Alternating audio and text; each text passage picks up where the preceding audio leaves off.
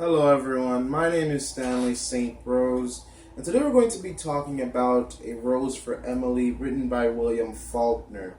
Now, before I go into summary analysis of this work, please remember to leave a like, subscribe, and or comment so that the channel can continue to grow.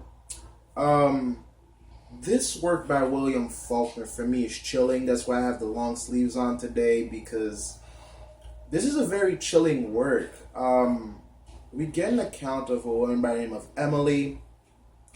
Within the short story, we learn that Emily's father died when she was 30, and it took her 3 days, 3 long days, to declare that her father died. We learned that her life was very horrific. Her father was very abusive. Her father pretty much denied all of her chances to be married.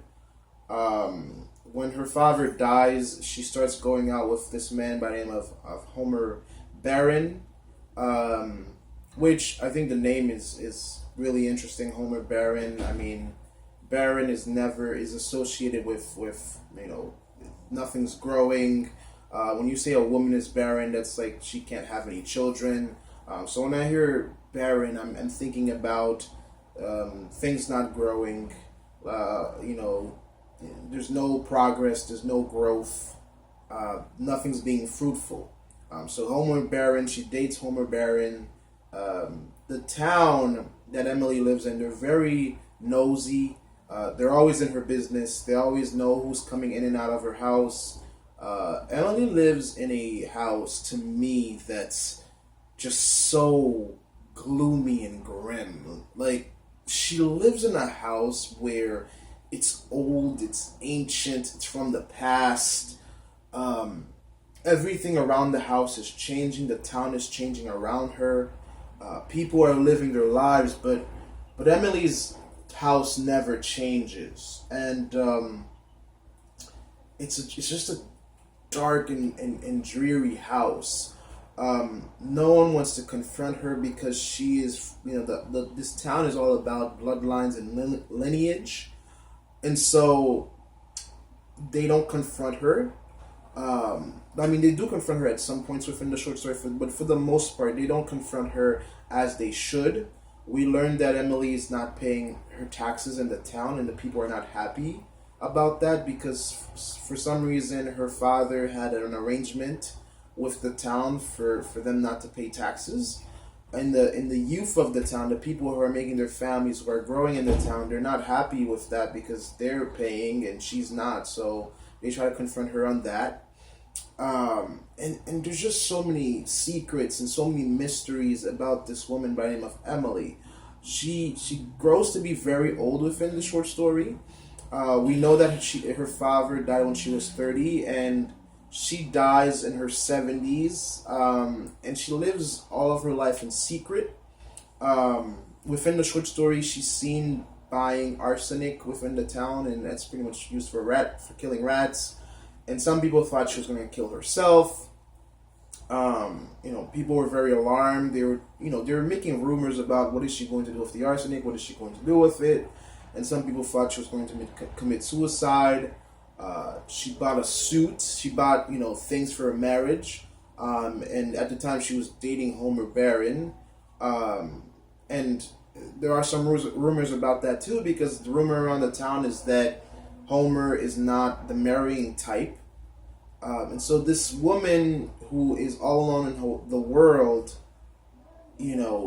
she doesn't have a great relationship with men. Her cousins come into town to kind of like try to boss her around and tell her what to do, but that doesn't really work. She ultimately does what she wants within this work. Even though she faces societal pressures from her town, she pretty much does whatever she wants because she's just from an older generation. In fact, her house started to smell bad. And a lot of people were like in the town saying her house smells really bad because, she had a dead body in there. And to make matters clear, she ends up killing Homer Baron, her fiance, and pretty much kind of like locking him up and leaving his dead body in the house because she can't part with it. Just like how she waited 3 days to part with the body of her father, she could never part with the body of Homer Baron.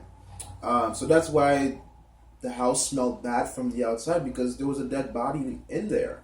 I Other than Emily, the only person that enters the house was her servant, and he's very secretive, doesn't get in the way, keeps his mouth shut, and does what he's told. I mean, this is just a very chilling, very gloomy, very grim story. I mean, you have to feel in a way bad for Emily, because I mean, she just had a horrible life, but at the same time, I mean, she did kill a man, and pretty much dressed him up and propped him up and put him in a room.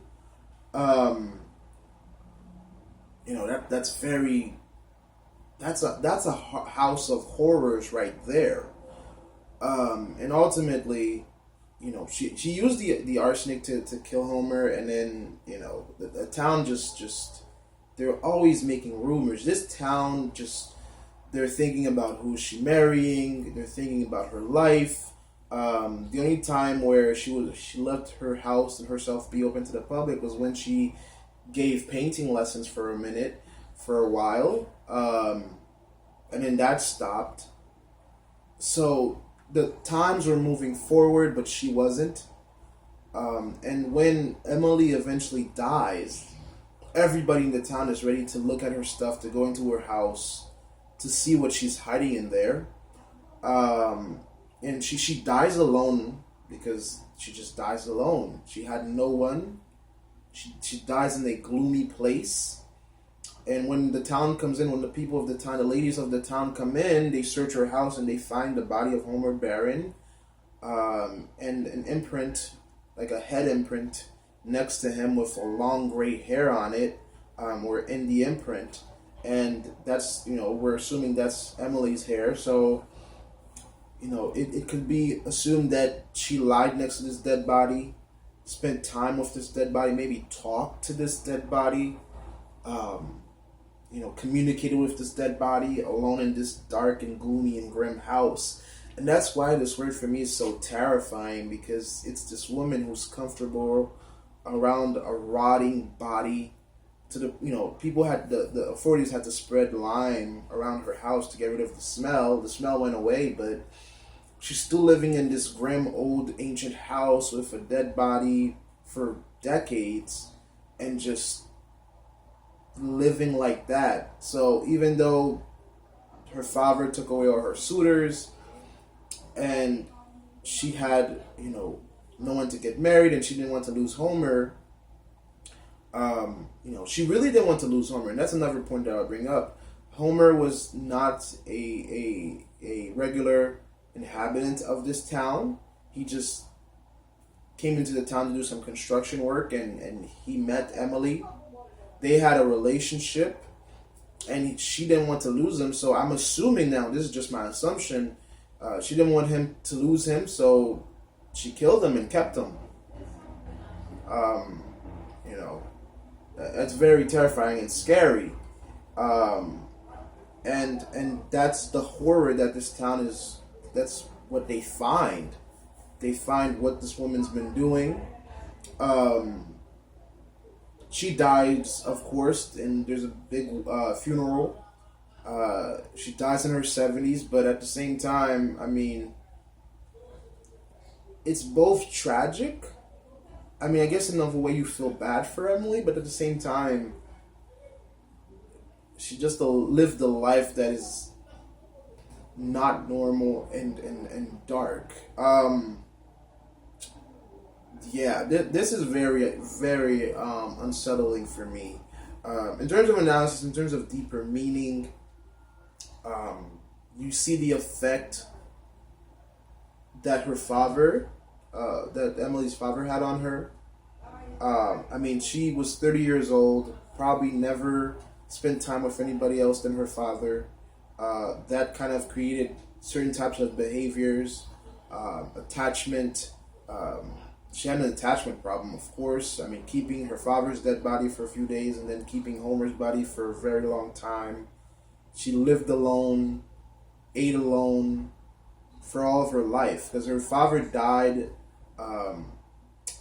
when she was 30, and then she ends up living until I believe 74, and she lived all that time alone with barely any communication with the outside world.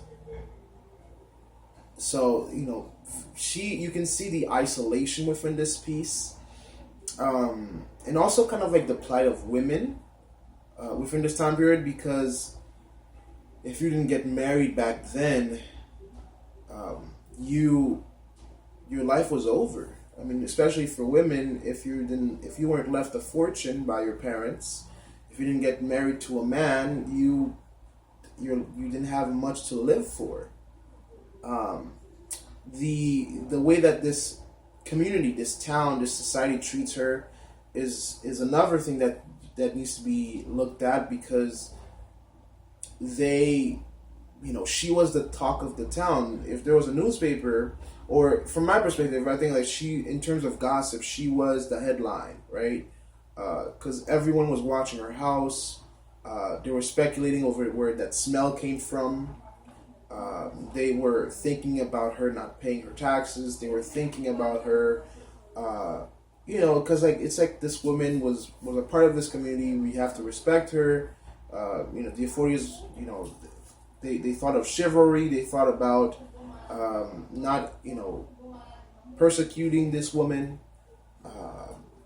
But at the same time, they're looking at this woman, and this woman is looking at the society, and they're both in different places. So in a way, times were changing. Emily was not. Her upbringing had an importance of how she turned out. A very significant. It played a very significant part in how she turned out, and pretty much her town didn't accept her. Her society didn't accept her. Her father didn't accept her. Her family didn't accept her. And Homer was probably going to leave her just like everybody else. And so she commits murder and keeps Homer. He was a prize. And even though she kept Homer, she died in a room apart from the dead body of Homer, of course.